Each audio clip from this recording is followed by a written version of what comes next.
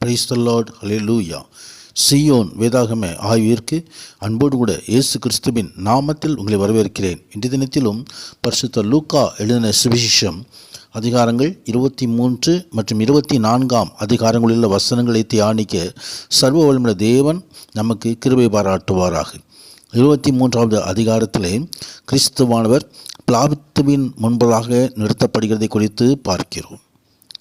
இதோ பிலாத்து அவரை நோக்கி, நீ யூதருடைய ராஜாவா என்று கேட்டதற்கு ஆண்டவராய் கிறிஸ்துவானவர் நீர் சொல்லுகிறபடிதான் என்று பதில் சொல்லுகிறதை குறித்து பார்க்கிறோம். அவர் ராஜா, யூதருடைய ராஜா எங்கே பிறந்திருக்கிறார் என்று சொல்லி பிறந்திருக்கும் பொழுது சாஸ்திரிகள் அவரை தேடி வந்தார்கள். அவர் ராஜாதி ராஜா, கர்த்தாதி கர்த்தர் என்பதை தரிசனத்திலே பத்மதீபிலே யோவான் அப்போஸ்தலர் கண்டுகொண்டதை நாம் பார்க்க முடியும். அவர் ராஜாதி ராஜா, வானத்திலும் பூமியிலும் சகல அதிகாரங்களும் உடைய ராஜாதி ராஜா. அந்த ராஜாவைத்தான் நாம் அந்த மீட்பராக இரட்சகராக பெற்றிருக்கிறோம். கர்த்தருடைய நாமத்திற்கு மகிமை உண்டாவதாக. நமது வாழ்க்கையிலும் அந்த ராஜா உன்னதமான ஆசீர்வாதங்களை அருளி செய்வாராக. பிலாத்து இயேசு கிறிஸ்துவை விடுதலையாக்க மனதாய் அவர்கள் எத்தனையோ முறை பேசினாலும் அவர்களோ சிலுவையில் அடையும் என்று கூக்குரலிட்டார்கள். ஆம், அவருடைய சத்தம் மேற்கொண்டது. இங்கே கிறிஸ்துவை சிலுவையில் அறையும்படியான தீர்ப்பு செய்யப்பட்டதை நாம் பார்க்கிறோம். இயேசு கிறிஸ்துவை அவர்கள் இஷ்டத்திற்கு பிலாத்து ஒப்பு கொடுத்தான். தொடர்ந்து இயேசு கிறிஸ்துவானவர் சிலுவையிலே அறையப்படுகிறதான காரியங்களை குறித்து இங்கே லூக்கா எழுதுகிறார். கர்த்தருடைய மகிமை உண்டாவதாக.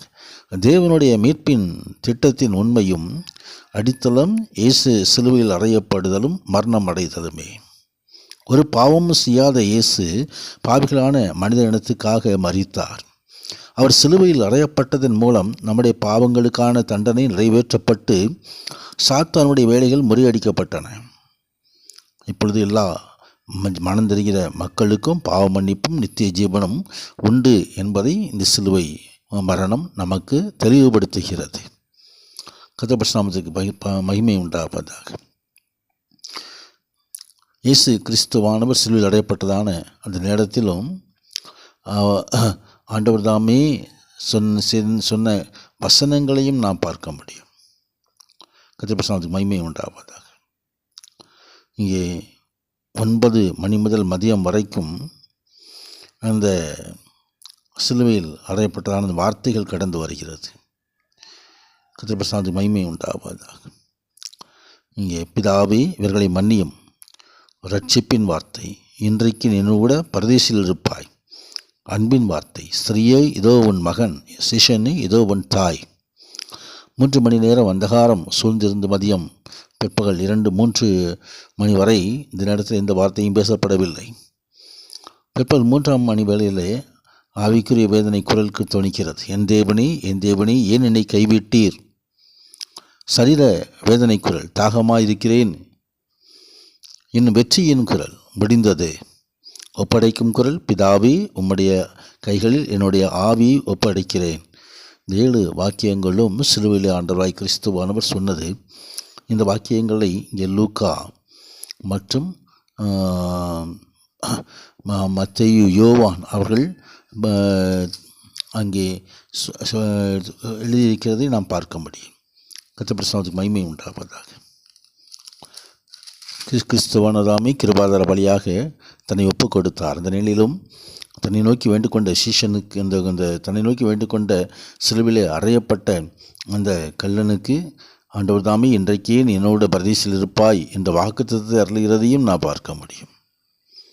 கர்த்தருடைய பிரசன்னத்துக்கு மகிமை உண்டாவது. ஏறக்குறைய 6 மணி நேரமாய் இருந்தது. 9 மணி நேரம் வரைக்கும் பூமி எங்கும் அந்தகாரம் உண்டாயிற்று. சூரியன் நெடுலடைந்தது. தேவாலயத்தின் திரைச்சீலை 2ஆக கழிந்தது. பிதாவே, உம்முடைய கைகளில் என்னுடைய ஆவியை ஒப்புவிக்கிறேன் என்று மகா சத்தமாய் கூப்பிட்டு சொன்னார். இப்படி சொல்லி ஜீவனை விட்டார்.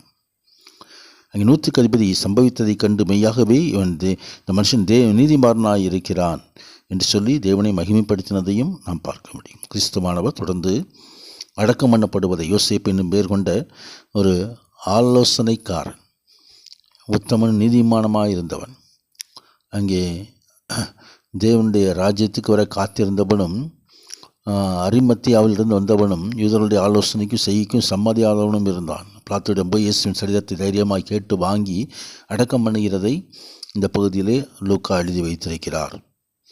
24வது அதிகாரத்திலே உயிர்த்தெழுதலை பற்றி இந்த வேத பகுதி தெரிவிக்கிறது.